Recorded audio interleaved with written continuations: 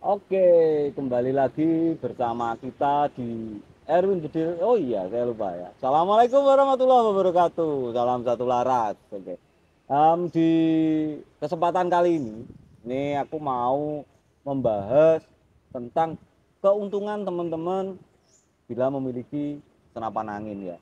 Salah satunya untuk hobi dan untuk perlombaan. Tapi kita nanti akan membahas tentang perlombaan yang ada di Indonesia gitu. Nah, sebelum kita lanjut ke arah perlombaannya, ada baiknya kita tahu sejarah seperti apa sih, kenapa sih diciptakan senapan, dan kenapa diciptakan senapan angin kayak gitu kan.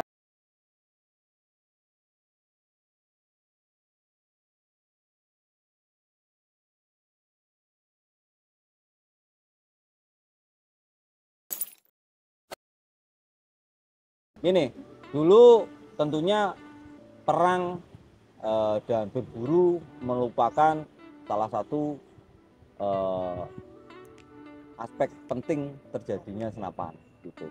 Makanya sampai hari ini pun masih banyak digunakan untuk negara-negara yang lain menggunakan senapan untuk perang ya, untuk menjaga kedaulatan negara mereka gitu. Di sisi lain untuk hari ini karena perang sudah mulai berkurang ya, walaupun masih ada perang beberapa negara ini, ada keuntungan buat teman-teman pemilik senapan angin untuk bisa menyalurkan hobi melalui senapan angin ini gitu. Salah satunya adalah dengan mengikuti kompetisi atau lomba, dan itu akan menjadi sarana untuk teman-teman menjadi atlet tembak skala nasional atau internasional, karena banyak sekali diadakan perlombaan-perlombaan menembak di dunia ini gitu ya.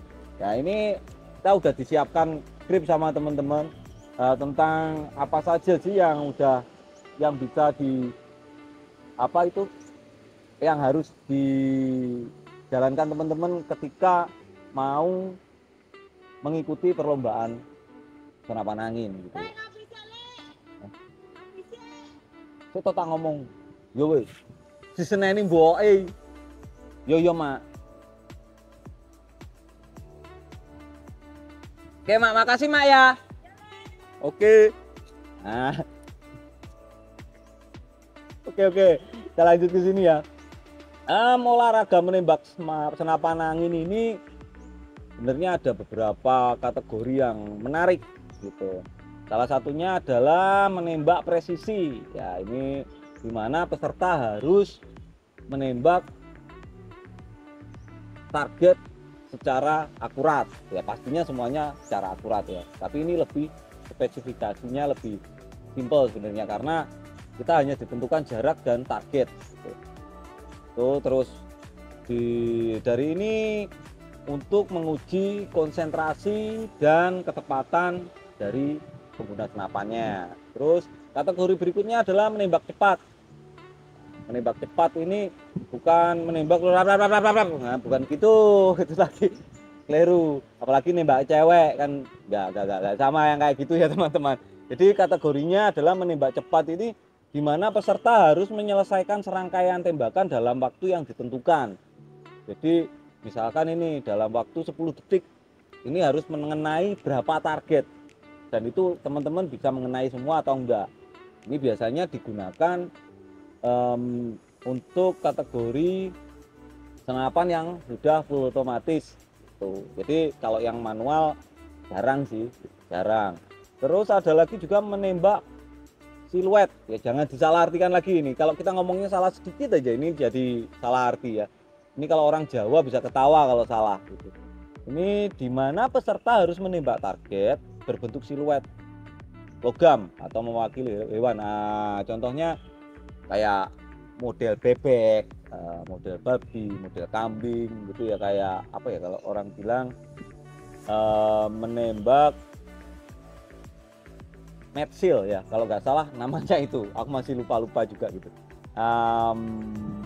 Dengan jarak dan pengolahan waktu yang terbatas, dan itu juga ada juga kemarin yang saya ketahui ada tripos ya, jadi kita menembak dalam 3 posisi, itu juga salah satu aturan dari perlombaan menembak. Itu kalau teman-teman semuanya mengikuti itu akan jadi suatu hal yang sangat menarik sebenarnya, dan nggak akan monoton di situ-situ aja gitu.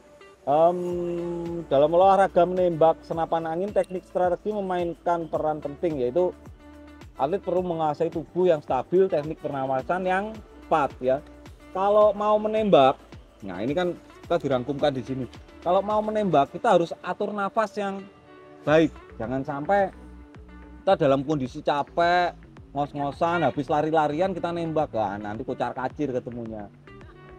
Nah, ya nembak itu menggeh-menggeh. Jadi kalau menembak kita harus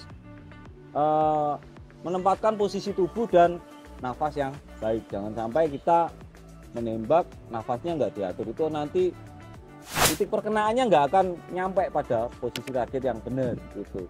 Jadi nafasnya harus diatur. Tuh, ini lagi terus.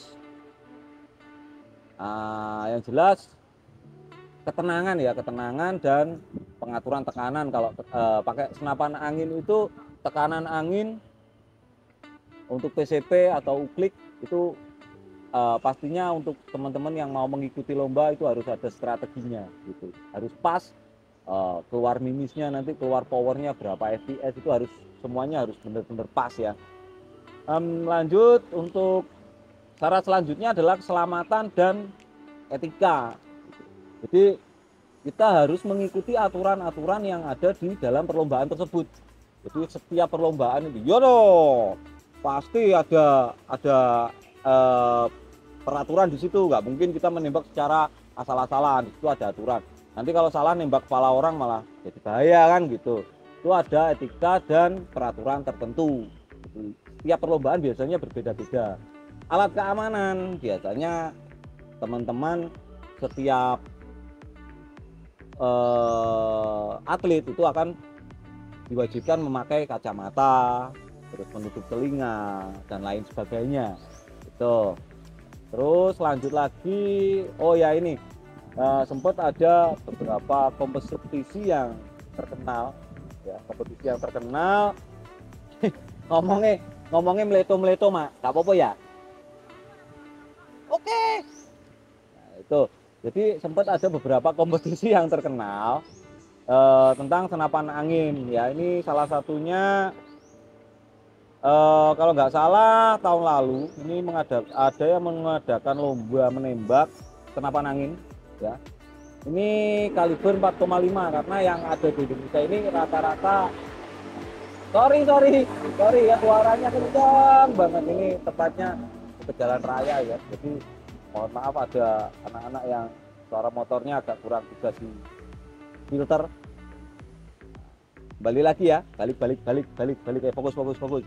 Nah, ini ada perlombaan menembak 4,5 ya. Ini memang rata-rata kalau di Indonesia itu kita menggunakan kaliber 4,5 karena itu aturannya yang diperbolehkan.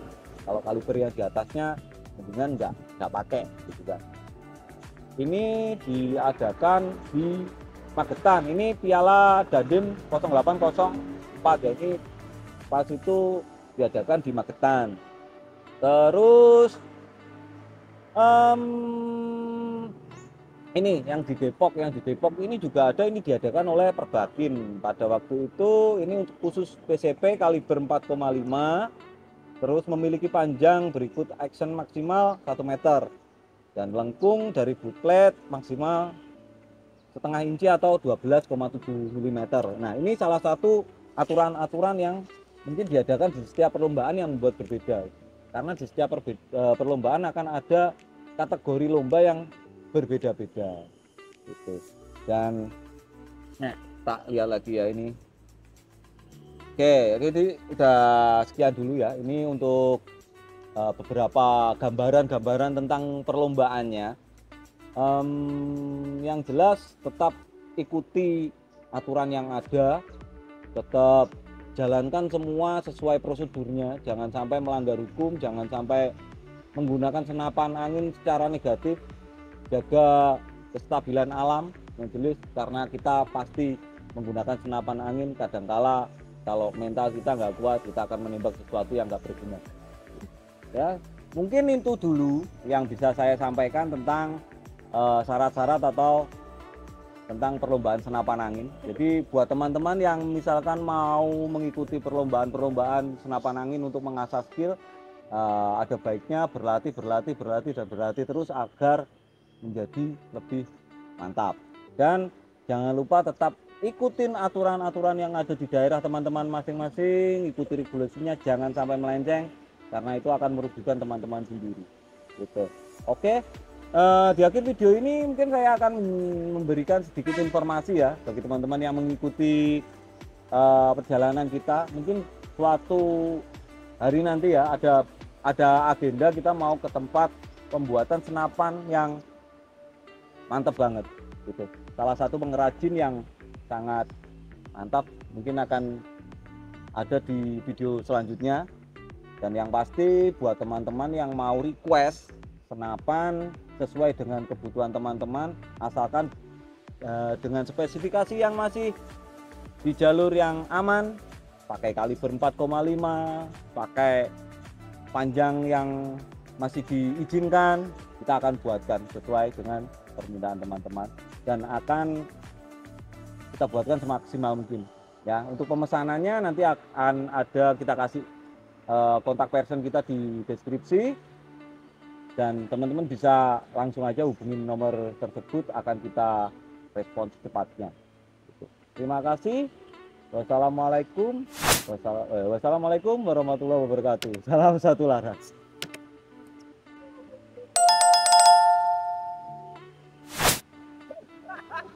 Wah.